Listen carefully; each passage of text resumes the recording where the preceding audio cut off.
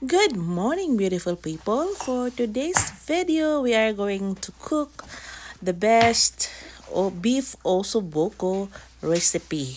So abangan nyo guys, this is very nice recipe that melts in your mouth. So dito guys, I will tie them, put a knot, one knot each. So para hindi naman siya medyo makapal guys, pero I don't want them to break. Kaya lagyan natin ng tali.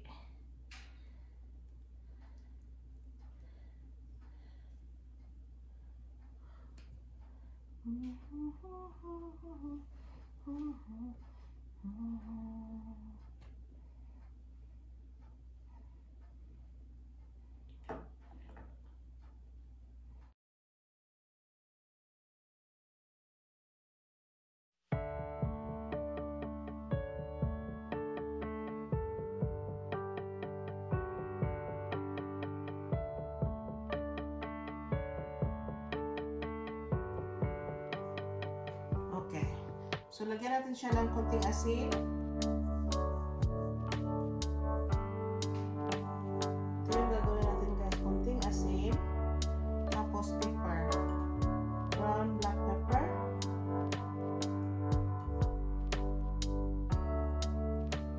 The same.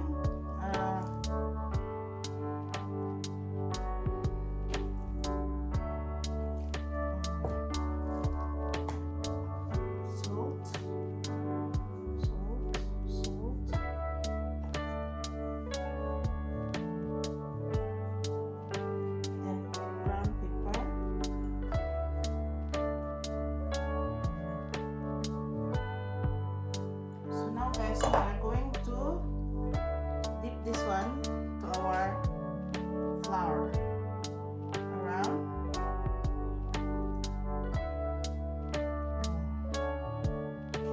So here, that's what we are going to do guys, huh?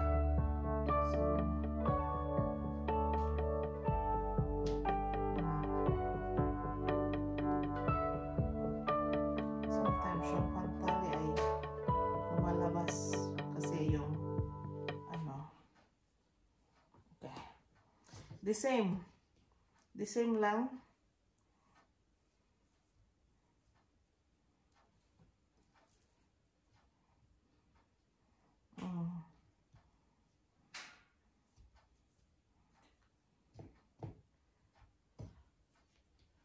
So, yun. So, ito yung process guys. Ito, hindi na natin ito gagamitin. Itapo na natin yan. Tapo na. So, this is our beef. We are going to proceed now to our... I-brown natin siya guys. We will brown this one. Just use this one.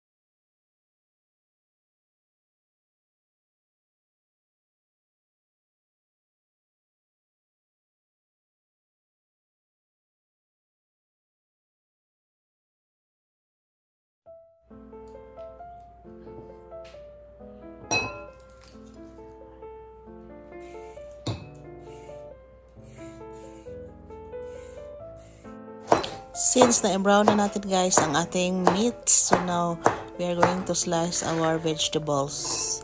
So that's our carrots.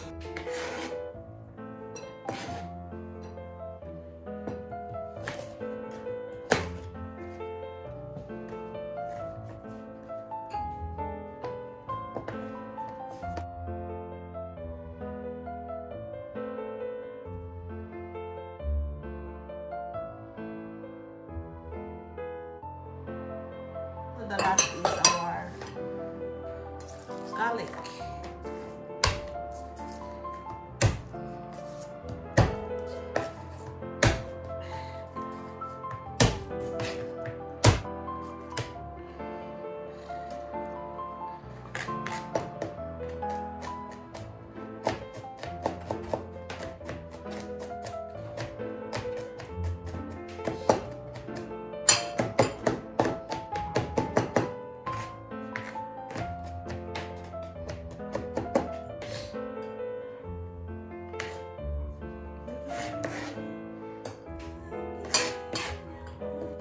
Parang maiyak ako sa ano guys ha.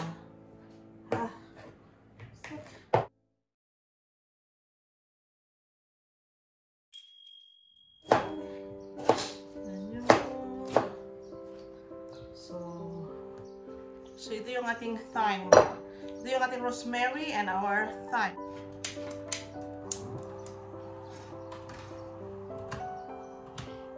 Halaman sa kumang taga nila. This in an olive oil.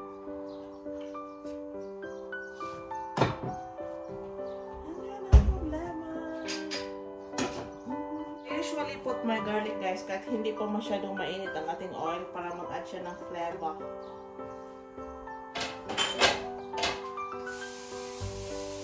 Then we will add our rosemary and thyme.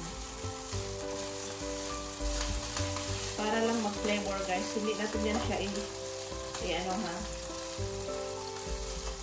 Kunin natin ang ating thyme pag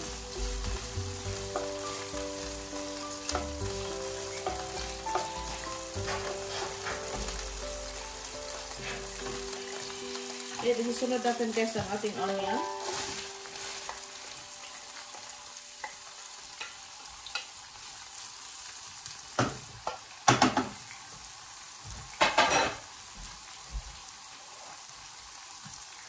Mag-add tayo ng kunting asin at saka pepper. Guys, yung ano natin, yung rosemary lang yung matitira.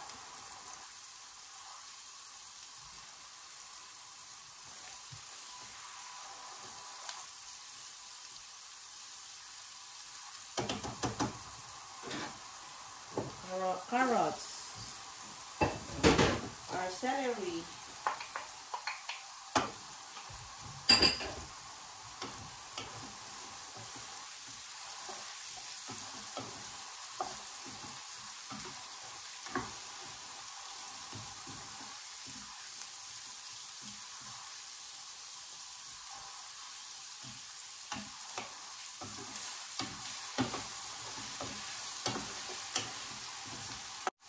ating rosemary.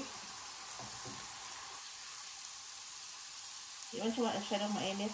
Masarap siya. So yun. So mag-add pa siya ng flavor. Then isunod natin guys ang ating tomatoes.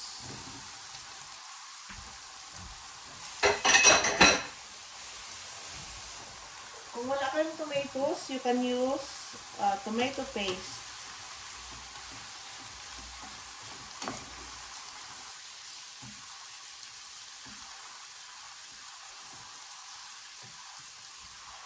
Ang 1 tablespoon ng rose sugar or white sugar.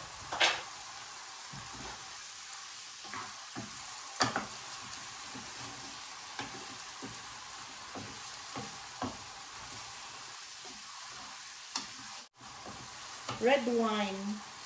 I-measure ko yung red wine ko guys. Nasa huli.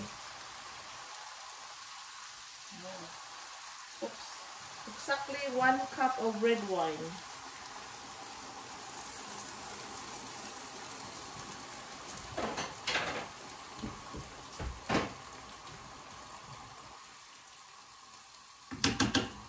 So,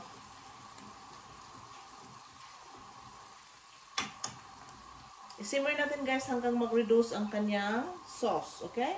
Ang kanyang wine. Like, mag-reduce lang ng around 1/4. So now guys, it's about time to put this one to our casserole. Wow, smell good. Put this one to our casserole.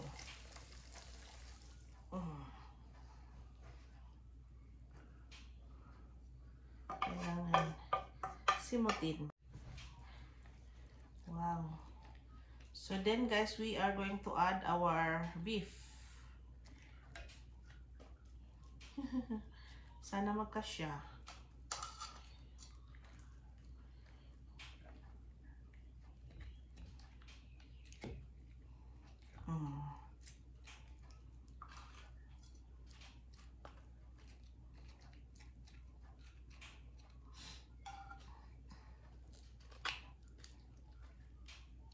Our 2 cups of chicken stocks.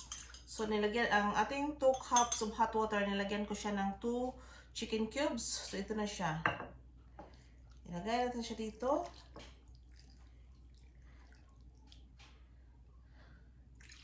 Okay.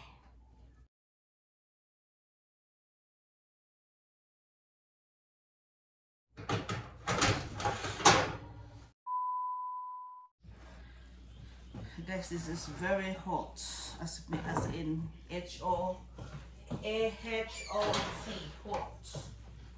So, woo, boiling. Kita ninyo?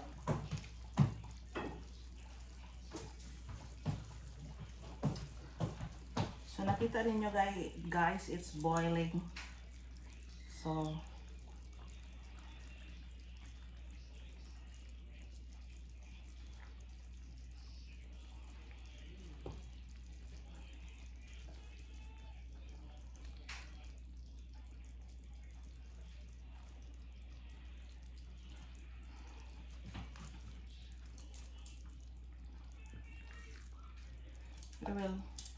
we will take out this is 2 hours and 30 minutes, mga best friend. So we are going to take out our beef, then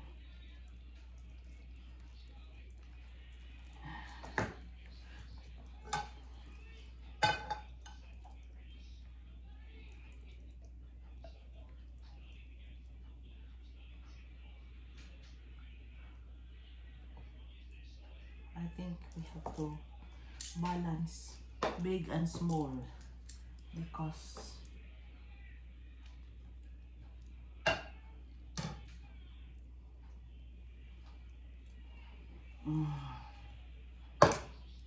and this one is for this, okay?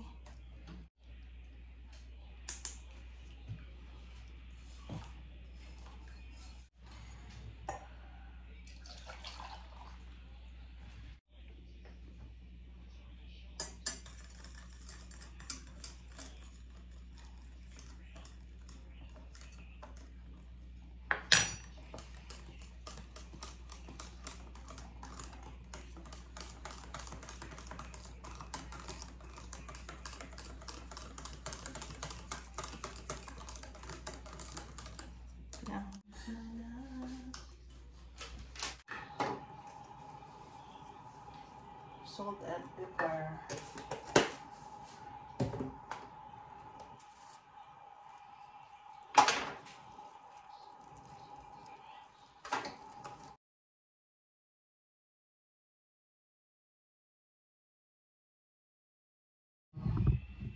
So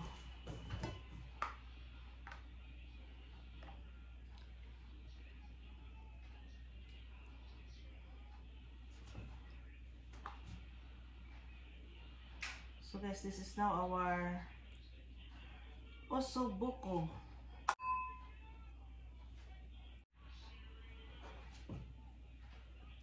Our beef ossobuco.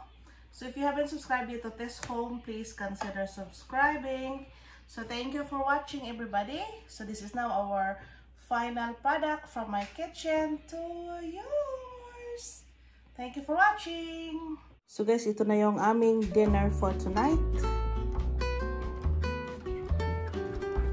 Mashed potato and our gravy and our beef ossobuco. And that's mine. And that's it. Thank you for watching. Look at this. That's 2 hours. Wow. That's 2 hours and 30 minutes in the oven, guys. Ooh. Wow. Very nice. So thank you for watching.